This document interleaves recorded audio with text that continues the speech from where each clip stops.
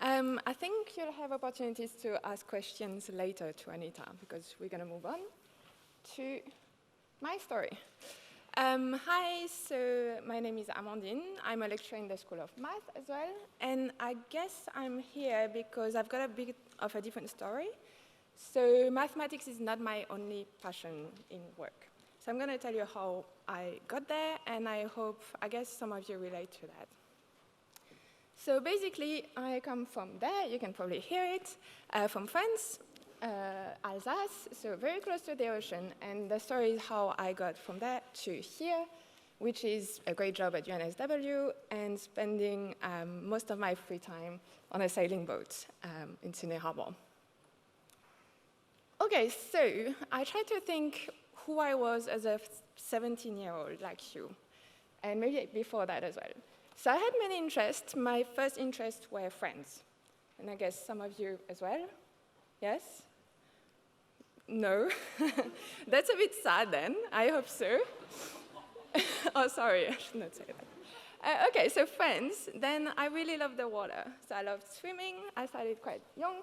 And then I discovered scuba diving, and I just put these pictures so you can appreciate the beautiful mustache my instructor had. So it was not the 70s, but he was probably a bit late in terms of fashion. Anyway, so I discovered scuba diving, even in a lake with no visibility, no fish, and I loved it. Then other interests were skiing, and then later snowboarding, so snow. And same, like late 80s and 90s was pretty special for fashion. So I hope you appreciate, the hats. And I thought I looked super cool on this, which obviously I didn't.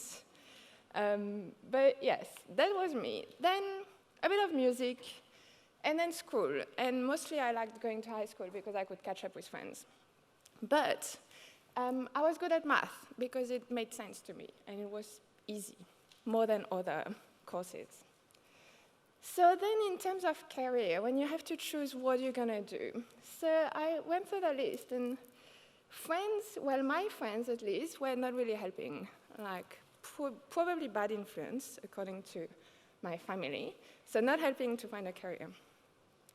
Then skiing, snowboarding, I realized that I like the snow, but it's too cold. So 1 week a year, or 2 weeks a year is enough. I don't want to live next to the snow all the time.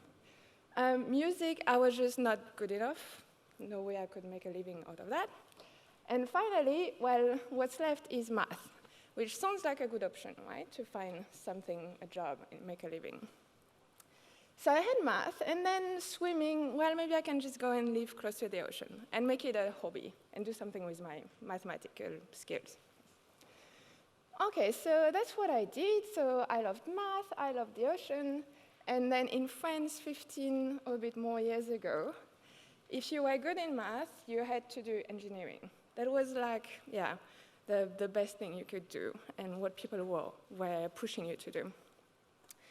So, okay, engineering, but then I found a compromise, and I did marine engineering, and I moved close to the sea, which was a bit better for me.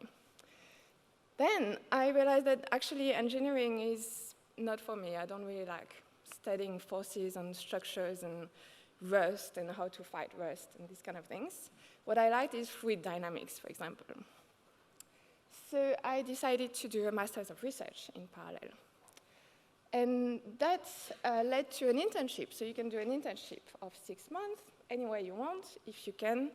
I got a scholarship, and someone told me, well, there's this place in Australia, if you like reef and scuba diving, it's called the Great Barrier Reef, and you're going to love it. Oh, yeah, cool. So I ended up in Brisbane doing a research internship there. And of course, I loved it because I'm here. Then, well, I loved research, I loved teaching. Well, I thought I loved teaching. I had not taught much at that point. And so the natural thing is to do a PhD. So went back in France, did a PhD, and then after a PhD, you usually do these postdoctoral contracts, which is like 1 to 3 years somewhere doing research only. And so I found one in Sydney. And that's where I am now. So postdocs in Sydney, and after a while, got the job as a lecturer in Sydney as well, UNSW. So what am I doing now? Well, I ended up doing research in physical oceanography. So physical oceanography is all about understanding the currents, the circulation of the current, so observing, understanding, modeling, forecasting, etc.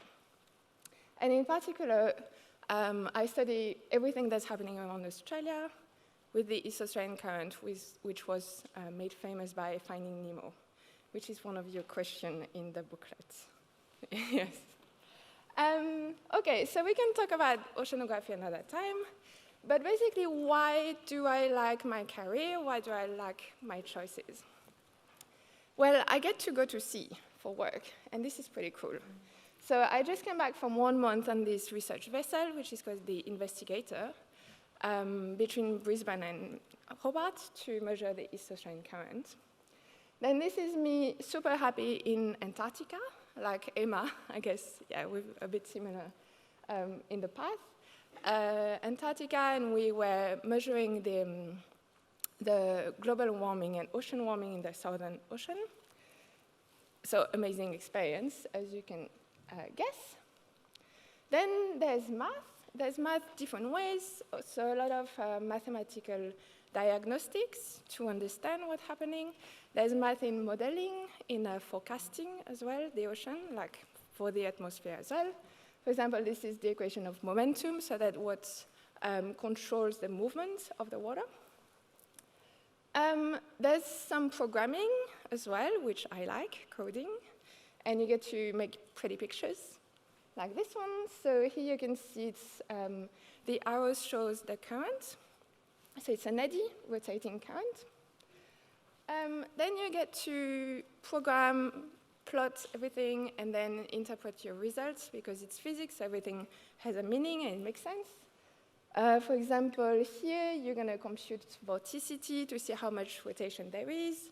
You can compare it to the rotation of the Earth, and that's going to give you this number, which tells you if it's linear or non-linear, and you can compare your eddy here of, I think, Coffs Harbour, compared to the eddies in the Gulf Stream, etc. And then it's very applied, which works for me. So I get to work with many different people from many different disciplines. For example, for these eddies, I was working with colleagues from math to try to be able to identify where the center is when you only have some data points. And that's what I did on this ship. So we were measuring things real time, and you're like, okay, I think there's an eddy here, where is it? So then we were finding this eddy, and this panel shows that there's a lot of phytoplankton, so biology in these structures. So then we were working with biologists on the ship, and they were sampling the water, looking for larval fish, jellyfish, etc. So a lot of collaboration with pretty amazing and interesting people. And finally, and not least, it's environmental science, which works with my values. So in the end, what matters is that this works for me. So you need to find what works for you. So my 2 cents, find a career if you can, and if you, I'm pretty grateful that I could, a career that you enjoy, because you're going to spend 1/3 of your life at work, which is huge. So you need to enjoy it in agreement with your values, so whatever your values are. If it's making money, or protecting the environment, or fighting for human rights, or having more time for your family, anything. Where you live matters, and who you work with matters as well. But that's probably easier to change. Then, if you like math, there is a high chance you can blend math with something else, whatever your passion is, which is what I did. And finally, my advice is whatever you end up doing, studying math is not a waste of time. So whatever you're doing in science, obviously, but I'm pretty sure it goes beyond just science fields. So you're not going to waste your time in math. And that's it. Good luck.